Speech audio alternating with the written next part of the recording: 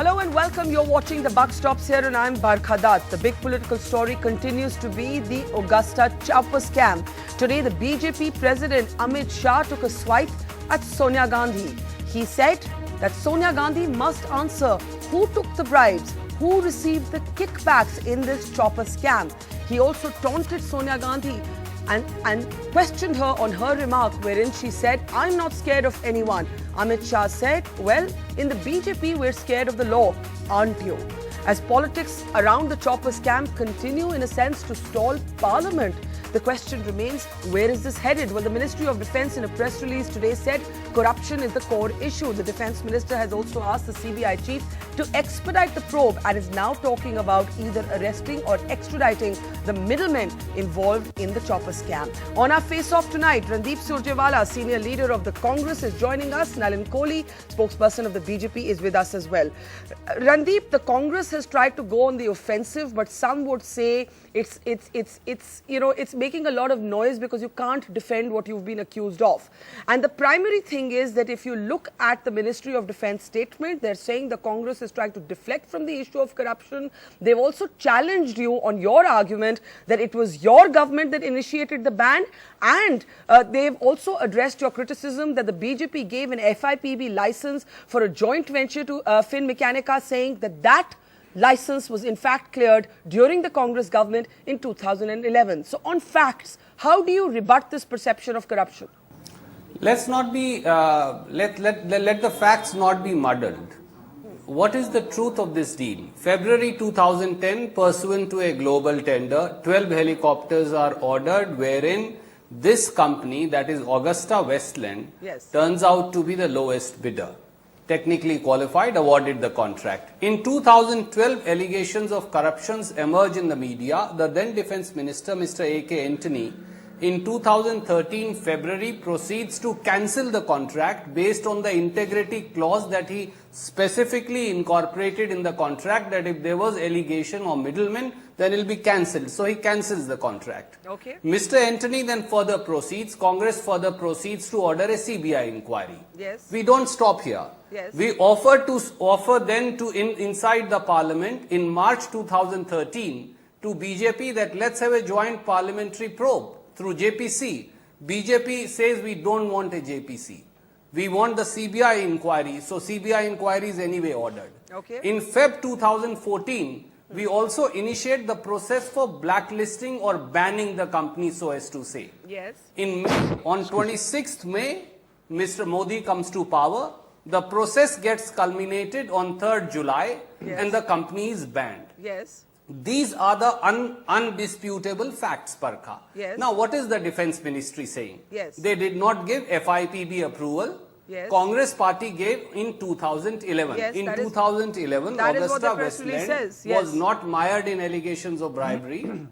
2011, there was no issue with Agusta Westland, so an FIB approval could be given. Yes. What they do not tell, and I want to show a document on your channel today, and they are misleading because one line of the press release, if you read, they say this was later changed to Agusta Westland SPA Italy due to reorganization within the group. Yes. Actually, this permission comes from Government of India on 8th October 2015.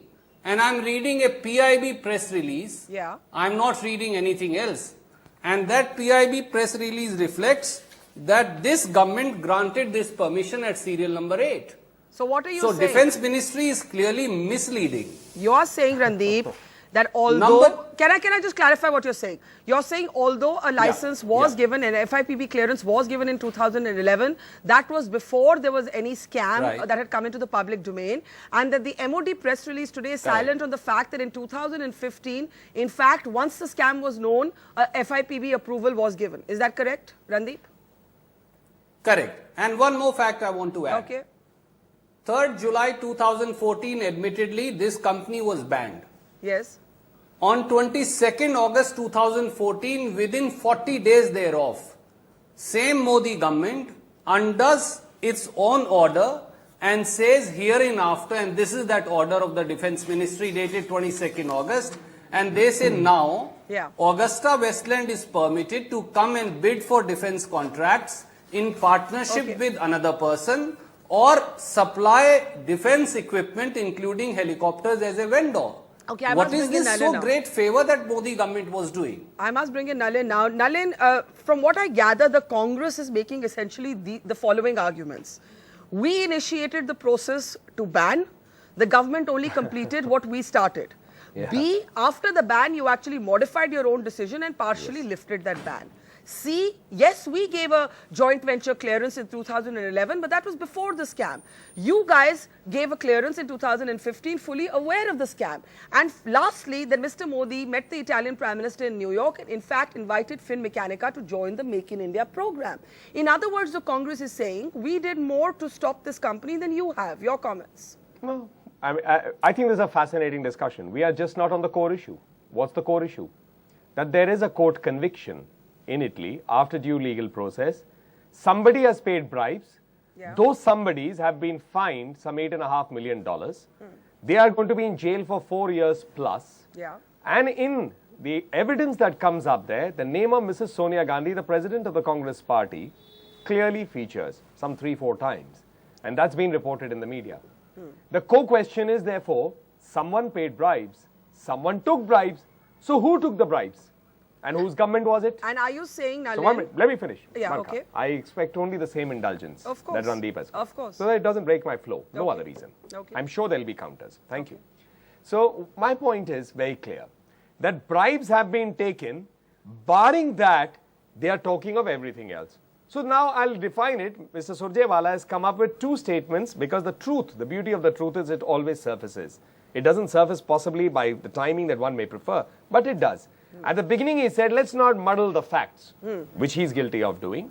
And at the end of it he speaks about misleading statements. So who has been misleading? The country, including the House. What has been saying? First they said, Indian Prime Minister Narendra Modi ji met with the Italian Prime Minister to give a deal, to have a deal on this issue. Absolutely blatant lies. They quoted Christian Michel, whom the BJP has also quoted. So now 1 minute. The BJP has also quoted to make the point about Sonia Gandhi being the driving force. No, hold on. That is part of the evidence value. That is part of the court conviction. Okay. So now, next will the Congress party take the help of Dawood Ibrahim? So Dawood Ibrahim issues a statement in Karachi and says, no, the Congress is absolutely clean. Yeah. Because I think somebody else took the money. They'll say, no, Dawood Ibrahim has said this. Is this a joke from a national party? Can I ask you a question? Let's go number 2. Now let me finish. I have a question. Number 2. Let me finish, ma'am. Okay. Certainly you'll have questions. Number 2. They next come out with this statement, oh, we blacklisted the company. Yeah. What's the fact? Now they have modified it. Pray would you ask Mr. Surjewala, when did they initiate this? The word is not even blacklist. It was putting the company on hold. When did they initiate doing so? It'll be fascinating to point. My information is it's as late as May 2014. When everyone knew that there's going to be a change of government. Let Randeep so was that a cover-up? Why don't we, that's a specific question to him. But even, that's a specific question to him. That's a specific question to him. Let him answer that. My last sentence, even if that be true or untrue, the fact of the matter remains, the Congress has put out no less than Mr. Ahmed Patel to come out since yesterday. The man who's known as elusive is now the media face of the Congress. They must be worried. And possibly they have reasons to be worried. So what our president has said is, name the bribe takers and the matter will reach its logical limit. The Congress doesn't want the bribe takers to be caught. As a matter of fact, in a few moments from now, right after this face-off, Ahmed Patel will be on this program. But there we go. But Randeep, there's a specific question there. Barka, can I? Yes, come in on that, Randeep. Barka, there are two facets that my friend raises, and let me put it to him. Firstly, he refers to the Italian court judgment. May I ask him whether it indicts anybody, including any person in the Congress leadership? Let Mr. Nalin Kohli read that portion of the judgment on your channel today, and I rest my case. Because every time we question them, you keep quoting the judgment. Please quote the judgment and quote that line which describes the role of Congress leadership or indicts anybody. Number 2, I'll answer that. Is Indian government a party to this case? The answer is no. Is anybody from India a party in this case? The answer is no. You are saying a district judge in Delhi has made a comment which anyway does not exist about President Barack Obama, and that's why he's guilty. Wonderful.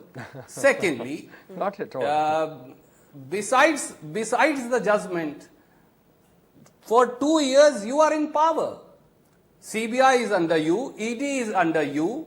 Why have you not investigated the case? Number 3, here is a company, and I am giving you a specific date. On 10th of February 2014, Mr. Kohli, the then Defence Minister A.K. Antony initiated process for banning/blacklisting the company. And I challenge you, and please tell your Defence Minister to controvert us by putting the file on the record. Even this press release of the Defence Ministry, that's why, completely escapes the fact that when the process was initiated, in 30 days there was no magic wand for Modi government to blacklist. And within 40 days of banning the company, you undo your own order. Okay, now let what me come was in. the pressure now to may I help answer that? First, the first part of the question. No, where is the part of the judgment that you quote?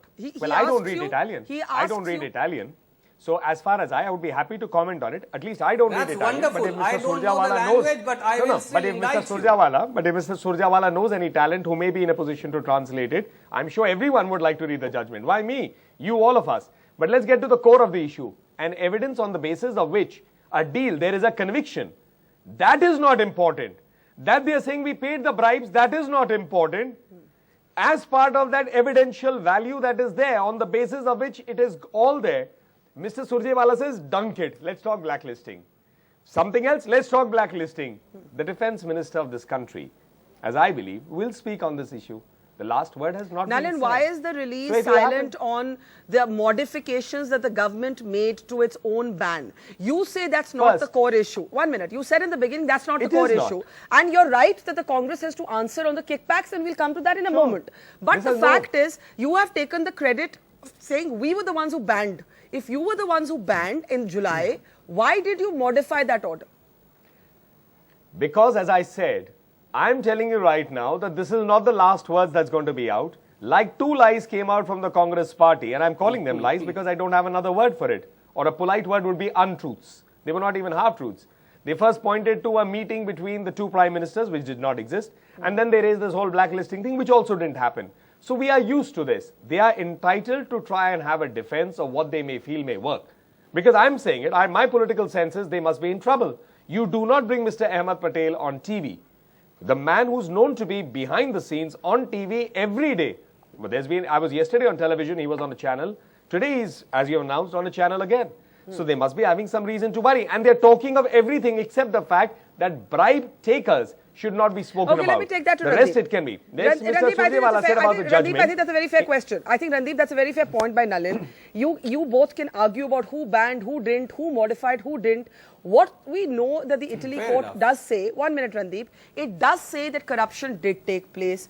Obviously, your government also felt corruption took place because you scrapped the deal. You believed that it was not above board. Now, for you to say, yes, corruption took place, but no politician of the Congress party took that kickback, in which case, who took that kickback? Are you saying the money trail ends with the former Air Chief SP Tyagi, or what are you saying exactly? Where is this money gone? Who received the kickbacks? I'm very happy that you asked that question. As I answer that, may I also point out, Mr. Nalin Kohli was going all gaga about Congress leadership having been convicted about the judgment. The moment I confronted him to read and said, I rest my case, he says, I don't know how to read Italian. Then why are you leveling false allegations when you do not know what to read? Secondly, I will answer that, no problem. Just relax, you will have your turn. Secondly, you are saying where did the money go? As far as allegations of corruptions are concerned, it is, forget about the Italian court judgment, the then Defence Minister A.K. Antony, he said it in February 2013 when he was cancelling the contract that there appears to be corruption in this case, and that's why I'm handing over the matter to CBI. Now, to say that just because there was corruption in the case, XYZ is culpable without any evidence thereof is totally per se wrong. So, who is going to investigate? CBI has to investigate. Whose government has been in power for 2 years? It is Modi government that is in power for 2 years. Whose responsibility was it to arrive at the truth? Mr. Narendra Modi and his team of people. And in this case, one of the person, Kristen Michael, whose statement they rely upon, he has written to Prime Minister in October 2015 offering to come to India and depose before CBI. But the government doesn't do anything about it. Government completely keeps mum, does not permit him, does not ask him to come and depose before ED and CBI. ED and CBI write to government, and I am saying with a sense of responsibility, do not continue to engage with Agusta Westland. It's a company that is mired in corruption. But they become the face of Make in India. You call them in every defense expo. You permit them to bid for 100 naval utility helicopters. You give them FIPB permission. But that still doesn't What answer. is the great favor? Okay, but that still doesn't answer He cannot. Randeep, that still doesn't answer And I where need you to think the respond money to all trail of that. ends. Where does the money trail end? Nalin can answer all these contradictions you've pointed out, but on the kickbacks itself, since they clearly were paid and since the judge in Italy has found that there is reason to believe that corruption did take place, I ask again, where do you think the money trail ends? Well, the money trail has to be investigated. That investigation for last 2 years has been with Modi government CBI. It is for CBI to investigate, and please go ahead, investigate, complete the investigation and convict the guilty. File a charge sheet against them. Do not spare them, please hang them. But do not rely upon innuendos and insinuations based on a judgment that you do not know how to read. Okay, Nalin Kohli. No, I need to come in, and I don't want to be interrupted on this because I have a huge set of points to come. One is, we are not basing the innuendo. You wish to file defamation cases. Well, I mean, you should go against every news channel and publication that has named Mrs. Sonia Gandhi. We are not. And that is in the open thing. Second is the evidential value of what something is there as reported in the publications does not get dunked because it is inconvenient to the Congress party. 3 is, look at what are they saying. I'm constantly saying, what did the CBI do? Well, why don't you also record about the disinterest shown by the Congress party, UPA government in preventing the CBI to share any documents with the Italian court when they wanted it. It took 1 year between 2013 and 2014 for four, 4 pieces of paper to reach them, 4 documents. Okay. That was the interest in trying to help a corruption case in which bribes had been given, bribes have been taken to ensure. So therefore, don't try to show anything here. I am assuring you one thing, Mr. Surjewala, this case will reach its logical end because after all, 2 things have happened with the Italian judgment. Number 1, there is a conviction. So there is a whole bundle of documents now available on the basis of which due legal process has happened, and that now can be taken to its logical end. They will be useful. I'm not saying we need to only base it on that, but they will certainly have value for an evidence here. Second, you can't put the charge on the BJP of political vendetta. So Mrs. Gandhi may say, I'm not scared. But had the investigation, if the Italian court's conviction had not come in confirmation that there is a corruption case here, you would have said political vendetta. This is political vendetta. There can't be political vendetta. This is going to be an investigation of an investigation that you are proud to say you started. So I'm sure you will be equally proud to say we are happy when there is a conviction, and we'll be happy to see the bribe takers to go to jail, irrespective whoever that bribe taker is. I'm out of time. Before I give Randeep a closing word, Nalin, do you want to add one specific question, just one sharp specific question, and we'll give Randeep the last word then. What is the question? My question? Yes, to Randeep. When will the Congress party say, we want a time-bound investigation and we want to see that bribe takers go to jail and we will assist to identify the bribe takers? Otherwise, we'll have to remember that Mr. Rahul Gandhi tore away the ordinance which protected Lalu Prasad Yadav. Randeep, we also have, as I asked you your last answer, I add a question of my own. You also have the CAG report that indicted this deal in very explicit details and spoke about the ministry actually overpricing and paying even more. I forgot to mention, 3 helicopters have been kept here. That amount was not deducted ever. Right. We purchased and the irrespective CAG of has been scathing about this. Randeep, your closing comments. Number 1, Congress has maintained consistently for 2 years you are in power. Why are you not completing the investigation? Please complete it. Please hang the guilty. Please punish the guilty. Number 2, 2,068 crores were recovered by Congress party as against 1,600 crore that were paid to this company. But Mr. Kohli forgets to mention 3 that. helicopters were kept. Number 3, 3 helicopters have also been seized. Which were paid Number for. 4, which were paid for. That's what for 2 years your government has been in power. For 3 years your 2 years your government has been in power. Why did you not assist the Italian court? Why did you not supply the documents to them if some had not been done? But he forgets to answer that. There was a And lower please court order start on the basis reading of which the higher judgments court has convicted. before They passing didn't need that judgments on anymore. people. All right, Do not pass judgments and do not pass judgments without even knowing how to read judgments. We will leave it there. This debate will continue for a few days. We'll have Then both what of are you you back. defending if you're so confident? Randeep Surjewala and Nalin Kohli, leaving it there. Thank you so much, both of you, for joining us on the Buck Stops here.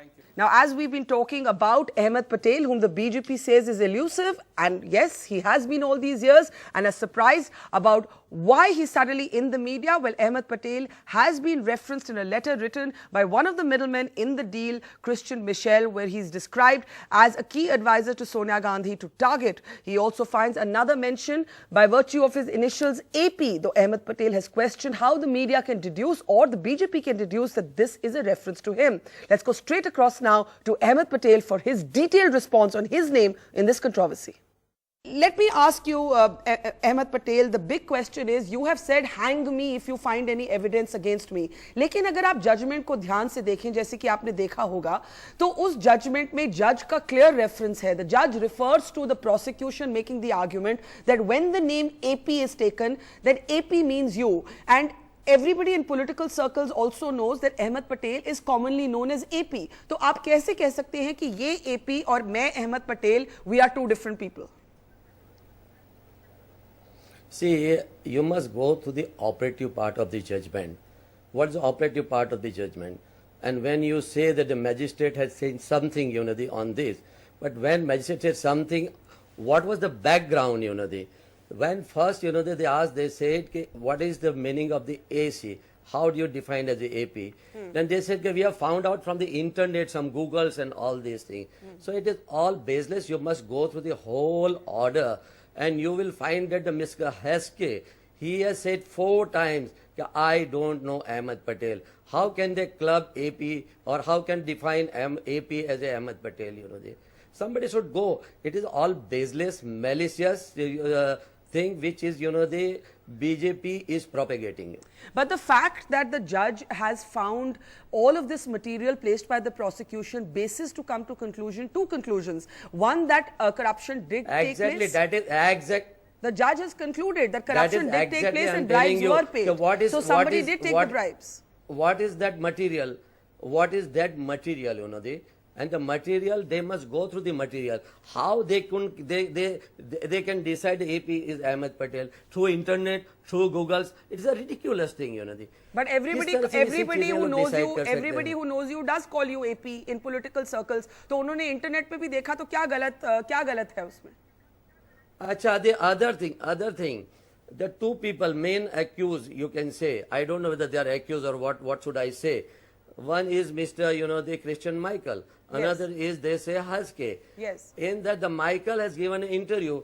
He has said it is not my handwriting, I have not written this thing, And the other note also he has said it is not my note, But there are 2 notes. There are 2 notes by this middleman Christian Michael or Michel, however you would like to say his name. There are 2 notes. No, one is a notes typed has been note. denied by this person. No, one is a typed note. One that handwritten is also note. Denied. One handwritten note has been denied. One is handwritten, one is typed. I'll tell you, just listen. Both the notes, he said that this typed note as well as this handwritten note, it is not of mine. And I have not given this note. He clearly denied if you go through his interview. Okay, let me just ask you the next question. And now let me just ask you a question. In my understanding, the handwritten note has been denied by the middleman Christian Michel, but the typed note, nobody's actually really elaborated on what this typed note is. And as you know, this typed note talks about Sonia Gandhi being the driving force behind the deal. And then it lists, several key advisors, of which you are named as one. And this time your full name is taken. Ahmed Patel is a key advisor, along with M.K. Narayanan, Manmohan Singh. I have just listen. I have gone through that note. What does it mean? Once it is not signed. Number 2, these people should be targeted, and they are saying that a commissioner should be approached. So the commissioner is going to give the bribe to these people. The High Commissioner. Even there's a common sense, they should prevail upon them. How can they they approach the commissioner, High Commissioner, and tell them that you target these people, and whether the High Commissioner is going to bribe them? If you It's accept, ridiculous. okay, there is a statement that has come from Amit Shah that Sonia Gandhi and the Congress leadership must make it clear who received this bribe. क्योंकि आपकी सरकार ने इस deal को scrap किया, इसका मतलब आप मानते हैं कि किकबैक्स दिए गए, इंटेग्रिटी पैक्ट जो था वो वायलेट हुआ गया. तो इसमें कॉमन सेंसिकल क्वेश्चन है that Amit Shah is saying that Sonia Gandhi is answerable. Who took this bribe? Is it SP Tyagi? Is it someone in the party leadership? ये किसने bribe the? Number one, there's no question of the bribe to the political leadership of the Congress party. It is a baseless allegation without any base. कोई भी किसी प्रकार के proof के बिना ये लोग ये सारी चीजें कह रहे हैं. But since last 2 years this government is there, what this government is doing, we were after this, the order of this inquiry or investigation, we were in the power for not more than 15 months, and they are there for more than 2 years. What they are doing, they must find out what they are asking Congress party. They have got the government, they have got the But agencies. on what? Find out. But you have made a statement, no one in the political leadership has taken any money. Then who has? The question will come up, Mr. Patel, that who has taken the money then? That is the job of the government and investigating agency to find out. Now, Amit Shah has given another statement that Sonia Gandhi said, I am not scared of anyone. उनका कहना है कि देखिए हम तो कम से कम constitution से डरते हैं, क्या सोनिया गांधी कॉन्स्टिट्यूशन से भी नहीं डरती, रूल ऑफ लॉ से भी नहीं डरती? तो आप इस पे क्या टिप्पणी देंगे? It is absolutely based what she says, what she said, they are wrongly interpreting her, they. Sonia Gandhi ने कहा कि ये लोग ये जो गलत आरोप लगा रहे हैं और ये हमेशा कांग्रेस पार्टी बॉफर्स के लिए शुरू से लेके इंदिरा जी से लेके आज तक हमेशा इस तरह के गलत आरोप लगाते आए हैं. तो सोनिया जी का कहने का मतलब यह है कि ऐसे आरोपों से मैं नहीं डरती, क्योंकि हमने जब कुछ गलत किया ही नहीं है तो ऐसी चीजों से क्यों डरना. आप डिनाई करते हैं कि आपकी स्वयं मुलाकात या क्रिश्चियन मिशेल या हैशके या कोई भी और अगस्टा वेस्टलैंड के रिप्रेजेंटेटिव से हुई कि नहीं हुई? Do you Flatley deny it? Absolutely big no, N-O. Never in my life, Never, ever have you met anyone from Augusta, Westland or any of the middlemen? Absolutely. Based on the country, I came to know when the Indian Express broke this story. Then I came to know, even I can't pronounce all this name. I came to know only who is a Heske, who is the Michael Christian. I don't know even their names also, And when they argue this BJP, they say, how can you believe an accused? I would like to ask them, when Headley said something, he is also accused in the Bombay blast. And then they believe. Whether I don't want to, they say whether the Isra Jahan was terrorist or she was not terrorist. If she was terrorist, better would have been, they could have arrested and they could have abstracted more detail. But the one accused is a double standard. If one accused says, the Isra Jahan was not a terrorist, they believe because that is there in their interest. It is not, they put forward the national security. In the interest of the national security, best thing would have been the Isra Jahan, they could have catch her, they could have arrested her, और उनसे ज्यादा information ये terrorist activities के बारे में निकाली होती. तो आप कह रहे हैं अगर डेविड हेडली की बात मानी जा सकती है तो क्रिश्चियन मिशेल की क्यों नहीं मानी जा रही है? लेकिन वो फिर एक कॉन्ट्रडिक्शन बन जाता है, क्योंकि क्रिश्चियन मिशेल सोनिया, अगर वो नोट सच है तो उस क्रिश्चियन मिशेल ये भी कहते हैं कि सोनिया गांधी ड्राइविंग फोर्स थी डील की. तो ये कॉन्ट्रडिक्शन आपके लिए भी है और बीजेपी के लिए भी है, दोनों के लिए है. No, it is absolutely. मैं कहता जब वो आर्ग्यूमेंट कर रहे थे, I am putting forward this argument. From the very beginning, we are saying that we have nothing to do with this. There is a zero role of the political party. Even this government has given this contract on merit, and party has no. That is what Mr. Antony has already clarified, Then how can they say that someone has taken a bribe? So it is all baseless, malicious propaganda by the BJP, just to divert the mind of the people from the real issues. One last question. If you look at the history of this middleman Christian Michel, even his father, whom he says he doesn't get along with, had a long history of closeness, it is said, to the Congress party. That is why the suspicion कि यहाँ पर बेटे की जैसे बाप की थी वैसे बेटे के भी रिश्ते थे. What nonsense! It is all rubbish. अगर कोई किसी का बाप के से, it doesn't mean that you can link with this corruption or bribe case. It's all propaganda. It's a malicious thing, all baseless. और ये लोगों का ध्यान डाइवर्ट करने के लिए ये सारी चीजें कह रहे हैं. All right. And it is not a new thing for us.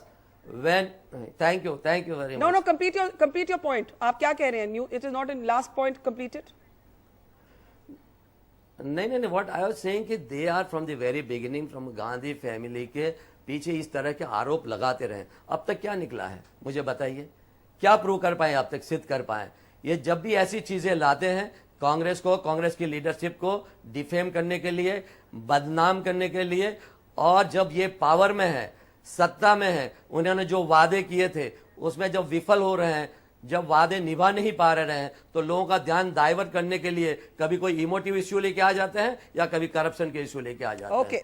And that is what exactly Sonia ji said, that we don't afraid of all these things because we have not done anything wrong. We are not guilty. You're watching the Buck Stops here, and our newsmaker tonight is the ever provocative, always outspoken Tavleen Singh, whose new book, India's Broken Tryst, is grabbing headlines, as always, for its very, very controversial arguments. Tavleen Singh is on the Buck Stops here. It's a pleasure, as always, to have you on the program. I remember not so long back, we were here discussing Darbar, and now India's Broken Tryst. You're clearly disappointed with the country, and the larger theme that comes across is that almost no leader of this country has actually lived up to her or his potential. Actually, what this book is about, which is why, you know, when during the election campaign, the word parivartan, during the 2014 election campaign, the word parivartan had great resonance, and it was different things to different people. But it really was, in my view, the reason why Narendra Modi won. Yeah. And that people want this shabby country, which has been unable so far to give people just the basics, clean water, roads, electricity, you know, I mean, just those things don't exist. And when you look at India compared to almost any other country, we look really bad. So I actually started to think about it, and then the thought that I would try to find out why. And because I've been a political journalist for 40 years, I realized this is my view. It's my personal idea that it's colonial governance and democratic feudalism, that it's a kind of lethal combination of these two things that have deprived 90% of So describe colonial governance. What is colonial governance? The British trained the ICS to serve the rulers. The training of our bureaucrats is to serve the ruler and not the citizen. Now, that training should have been changed, like our education system should have been changed, at independence. So is it that the bureaucrats have too much say, or is it how they're molded? Is it too much bureaucracy, or is it the kind of bureaucracy? It's the kind of training they're given. They're still trained not to be the servants of the people. Anna Hazare was right about that. They're trained to be the servants of the government. So it's interesting that you should bring up the bureaucracy, because Narendra Modi is actually seen to be somebody who likes running his government with bureaucrats, even more than by ministers, by bureaucrats. Do you have a sense that he's doing that? Is this a government run by bureaucrats? I do, and I've criticized it often. I think that he is making a mistake, that what he needs is a political team. I think one of the reasons why he hasn't been able to make more impact in the past 2 years is because he's relying on bureaucrats who have a kind of servile attitude to the dynasty, right? And to the Gandhis. There's only so one you're saying the bureaucrats working in the Modi government, according to you, continue to be loyal to the Gandhis? I think Where is so. the evidence of that? I think that the first budget, you saw evidence that the same people who made the budget before. But politicians write the budget, right? Not bureaucrats. No. Or I would say politicians have the ultimate veto on what the bureaucrats input. They do, but how much do they understand? It's a very complicated thing, governance. This Prime Minister in particular is seen to be a leader who believes in bureaucrats, and you're saying that's a mistake. I think that's a mistake. I think that he believes in them because he used bureaucrats very effectively in Gujarat. But, you know... Running India is not running Gujarat. Yeah. Now, the most contentious part of this book, especially for BJP supporters, is what you say about Vajpayee. And at some point in the book, you actually say that he could have done much more if he weren't so much like a Congress Prime Minister. Yeah. You're actually calling Vajpayee, who described himself as an RSS man, as a Swayam Sevak, a Congress Prime Minister. Why? Because, you know, reading through those chapters, Tavleen, you seem to have a problem with just social graces and social courtesies that he or his daughter Gunu showed Sonia Gandhi and her family. Should social No. graces be thrown out of the window? No, no, no. That's not really. That's just the little flavor and the thing. That's not what it was. It was that the changes in governance that I'm hoping that the whole country is hoping that Narendra Modi will be able to bring. I was hoping he would do it. I keep hoping BJP chief ministers will do it, that they will improve the school system, because the Congress Party's biggest failures have been in the social sector. Schools, hospitals, these are things that ordinary Indians have no access to. Congress Prime Minister. He didn't make those changes. And I quote an interview with him before he became Prime Minister, he knew what needed to change. He knew what needed to change. So why didn't he do it? I think that he was too old by the time he was just tired or something. I think if he'd been Prime Minister, I'm a huge fan of his. I've been a supporter. It doesn't seem like that in this book. Well, you know, I mean... You almost present him... I think he You failed. almost present him as unremarkable. I think he was You're saying unremarkable. he failed? As Prime Minister, he failed was or he was failure. unremarkable? Which both, one? Both. I Vajpayee think, was a failure and an unremarkable Prime Minister compared to, let's say, who? well, no, let's judge him by his own measure. I'm comparing what I hoped for from a BJP Prime Minister was that he would be different to a Congress Prime Minister. And I don't think that he was different. So let me put to you that when you call him an unremarkable Prime Minister, when you say he didn't actually achieve that much except for maybe the Golden Quadrilateral, his highways project, you forget the nuclear Without tests. building the side roads. You forget the nuclear tests. You forget perhaps the most imaginative Kashmir policy that I have actually seen any Prime Minister, any Indian Prime Minister applying when he spoke about Insaniyat and the template of Insaniyat. You forget the many brave risks he took with Pakistan. And you forget above all his philosophy of Raj Dharm that actually managed more than any other BJP leader to soften the hard angularities of Hindutva. Don't these count for something? Aren't these achievements? Okay, on the nuclear tests, for a start, you know, I've said this before, they're not something that is, you know, very important to me, even though I agree that they got the Pakistani bomb out of the basement. And he initiated the process of the Indo-US nuclear deal. I mean, I thought that was Dr. Manmohan Singh. I think you have to give credit. He sealed it, but the process began in the Vajpayee I think the years. opening up to America began in the Vajpayee years. Yeah, but I'm actually this is a book about domestic issues more than anything else. So I haven't really dealt with foreign policy, and I actually praise him for the Lahore speech. For the Lahore speech. So I'm not saying that he was all bad, but I think that very important changes need to happen in India if you want democracy to deepen. If you want civil rights instead of civil privileges. You know, we have a very privileged group of people that include you and me that can find a hospital to go to, that can, and Sure, you know, I don't have a disagreement with that. I think Vajpayee could have initiated those changes in government. Why was there no new attempt to look at education? But do you not think he did something very, very significant for the BJP, which is that through the politics of consensus, he managed to keep Hindutva outside the door? I'm not as frightened of Hindutva as you are, and Although you say at another point in the book that Modi's big mistake would be to not contain Hindutva. But you know, there's Hindutva and Hindutva. I am of the view that Indian children must be taught much more about their heritage, which unfortunately does include Which is not the only Hindu Hindutva. heritage. No. We have children who grow up without reading we're all colonized. Kalidas. We're all colonized We have and children who- deracinated, and I feel bad in some ways that progressiveness was equal to westernization, because it's not. But to be culturally rooted Tavleen is not the same as political Hindutva. Political Hindutva, in my view, has been blown up too much by the media. I really don't think it exists. I don't think that the Bajrang Dal or the Vishwa Hindu Parishad have the kind of power that the Yet media... you have described the RSS as an albatross around the BJP neck. You're not a fan of the RSS. I'm not a fan of the RSS, but I think... You believe the Prime Minister was too believe- silent on the Dadri issue. Yes, You but- believe beef bans are a ridiculous issue. Yes, yes. You but, do not but believe I in this make kind a of identity I make politics? a very clear distinction between the rubbish that some of the Hindutva MPs talk and between the need to re-examine what we're teaching our children about the country in which they live. But that isn't just Hindu heritage, right? It's multicultural, multi-religious. I know, we've been listening to this multicultural thing for so long. Do you not agree with that? I don't agree with the fact that the pre-Islamic heritage of India should have been diminished in the way that it has been in our schools. I do not agree with that.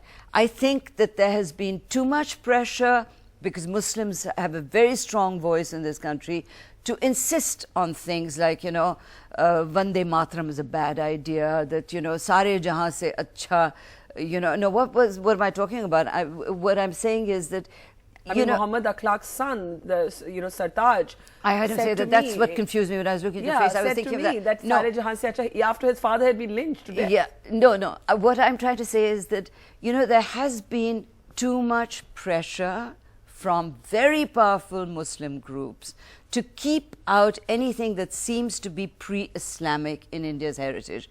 And that, I think, is wrong. I think Sanskrit should be taught, not the way it's stupidly taught. But, I have a son who resents the fact that he grew up without Indian languages. That's fine. No, but I want to take you back to Vajpayee, where we started. And I think Vajpayee could have made those changes. And I would argue that with his Raj Dharm template, with his soft approach, with his consensus building, with his coalition building, he did create a politics of consensus that perhaps managed to not make Hindutva seem as hardline as it would seem in today's debates. Well, you've forgotten that they accused him then of allowing churches to be burnt in Gujarat, that he had to actually go there, and it turned out that no churches were burnt. You forget a lot of his own baggage where this is concerned. And I really don't think that when it comes to Raj Dharm, he used that term once in Gujarat. But what about Raj Dharm in giving people clean water to drink?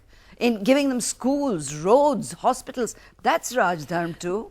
Why didn't he do all that? There is this bit in the book where you describe how you're in the middle of a conversation with his daughter, with Gunu, and you say Sonia Gandhi walks into the room and that she basically ran to greet her, and later you asked her, why did you do that? Why were you so deferential? And she said, it's just courtesy. Isn't it just courtesy, Tavleen? Because I don't think so. Why didn't he pursue the Bofors case?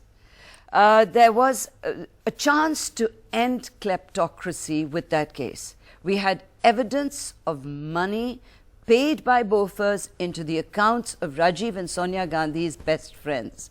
Quattrochi was a fertilizer salesman.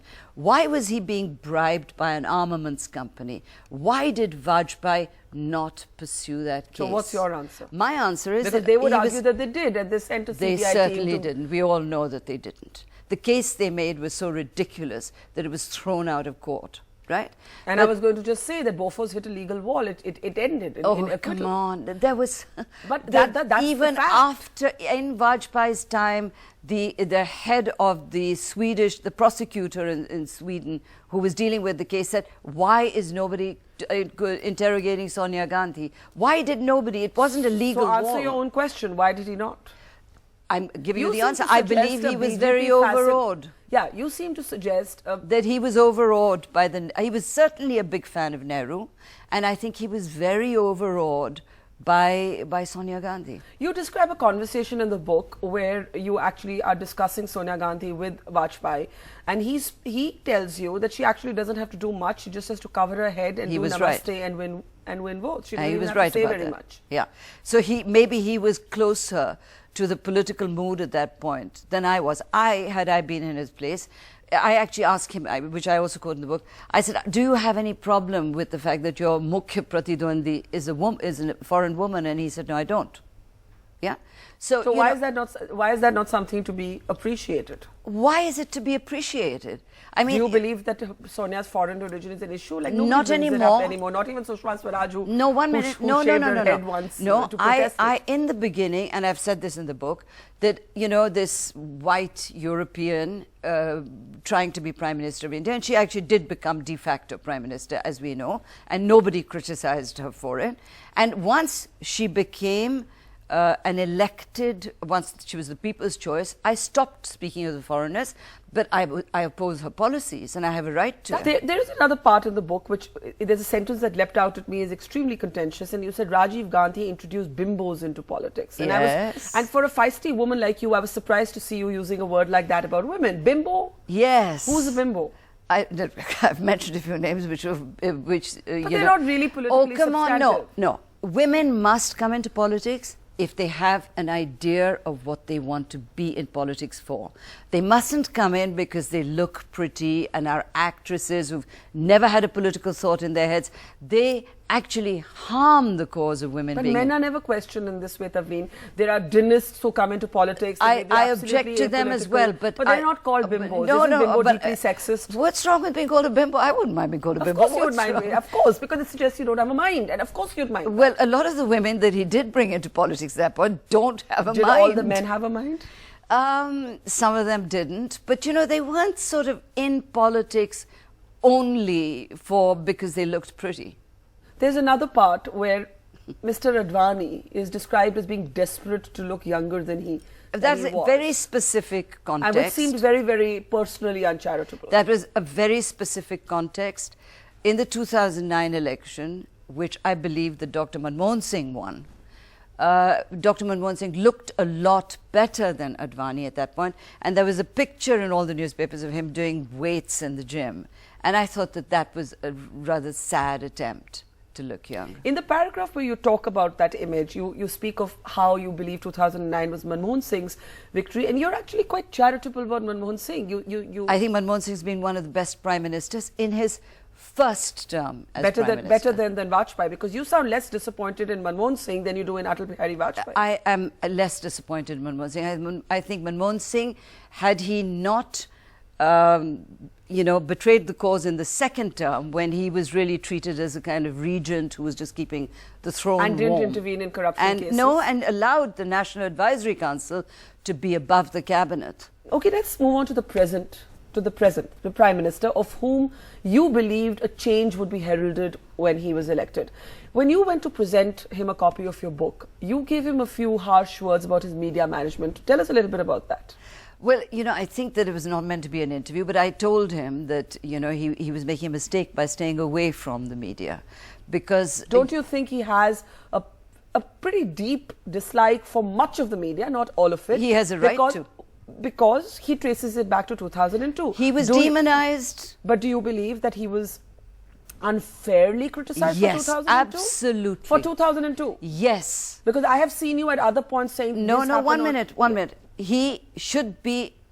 How many times did you criticize Rajiv Gandhi for 84? I mean, I was... How many times was his name mentioned? I was in school, but not you personally. I certainly think that 84 and 2002 are bookends of our conversation No, 1 minute. on riots and Do you secularism. remember the Chief Minister of... I agree, one more minute, riots one have minute, happened on the Congress watch. The Chief Minister of UP when Merit Malyana happened? Do you remember his name? Exactly. Do you remember the name of the man who was Chief Minister of Bihar when Bhagalpur happened? All of those riots were worse than anything that happened in Gujarat, right? And we made it sound as though after 1947, nothing as bad as Gujarat had happened. Now, it might be because there was television. It was the first televised riot. But he was demonized unfairly. Come back to, therefore, given his dislike or his suspicion of at least the English media. All the media, he's not seeing anyone. Right. And why Big do you mistake. why do you believe that's a mistake? Because clearly his calculation seems to be, I can bypass the mainline media and talk to people directly through Twitter. Well, I think it's a mistake, and I told him that. Because And what did he say? Well, he sort of nodded his head. I don't think that, he thought that I was there to give him any advice, and I wasn't. But I think that he hasn't realized that when you have 350 news channels, 24-hour news channels, it's not Gujarat he's dealing with. He's dealing with a country that is complex and a media that is very, very powerful, more powerful, almost more powerful than politicians are today. And so to ignore them completely and to pretend that the media They don't doesn't exist, yeah. Not a good idea. Let me tell you what his biggest mistake is. The Indian industry led the economic reforms. After the license Raj ended, had Indian industry not surged forward and really taken on the world with its hands tied behind its back. So investment hasn't picked up yet. Jobs haven't started. The most important thing in my view is jobs. You've got 12 million new jobs to create every year. And that can only happen when investment picks up. So that, I think, is a big mistake. What this country spends all its time debating these days is nationalism. And, there's a very politicized discourse around nationalism. And in one interview I read of yours, you said, what is this Bharat Mata Ki Jai rubbish? Yeah. I'm assuming you see the debate around it as a complete non-issue. It's a complete non-issue to me. It's a complete non-issue. I wouldn't even bother to say anything about it. I think Asaduddin Owaisi, if he wants to say, you know, I don't know, Madre Watan Ki Jai, etc., or Zindabad, what He is said it? Jai Hind, and I won't say... Who cares, right? And for Baba Ramdev to start talking this kind of Taliban way, where we're going to cut their throats and all this is nonsense. This is not important. It damages the image of the government. So do you believe the BJP is making a mistake by making these patriotism tests that have been introduced into our narrative? If you don't say this, you aren't a nationalist. If you talk to Kanhaiya, you're a traitor. Do you believe these contradictions may trip the BJP? Because look at the government. Yes, I end the book by saying that. Yes, I end the book. Kashmir, I have a different view. Okay. I think that with the, I've written a book about it. I know. I think to the Kashmiris, you've got to say, listen, baby, you're going nowhere. All right? Get used to it and tell us what we can do to make it easier for you to adjust. But there's going to be no division of India again. No. I meant Kashmir as the contradiction of the BJP and the PDP being in alliance. No, that's... When you ratchet up the nationalism debate to that... That's a huge step forward. And it's a shame that Mehbooba's taken so long and, gone on, so that, Kashmir is already beginning to explode again, which is a big problem. But I think that the Kashmir policy of this government, if I was in anything to do with it, is to first make it clear what you can do and what you cannot do. All these years we've been saying, no, we must talk to so-and-so, we must do that. I don't think we should talk to Pakistan about Kashmir at all, ever. But we should talk to the Kashmiris, that's what I would think. We should talk to the Kashmiris and tell them very clearly, we can talk to you, but you are not going to break this country once more. Then the conversation begins. Come back to the Bharat Mata Ki Jai and what you end the book with. You're saying the BJP, by focusing its energies on these issues, is actually harming itself. Is harming the Modi government, harming Narendra Modi personally. Because the vote was not for Hindutva, it was for Parivartan and Vikas. And he must remember this every day if he wants to win again. Last question before we close, Tavleen. Sonia Gandhi, a big character in Darbar, a big character in this book. Some would say she's been our de facto prime minister for 10 years. How do I ignore her? I'm not asking you to ignore her, but would you accept that you have almost a pathological dislike for her? It seems to be very, very evident. It seems very personal. Personally, I admire her.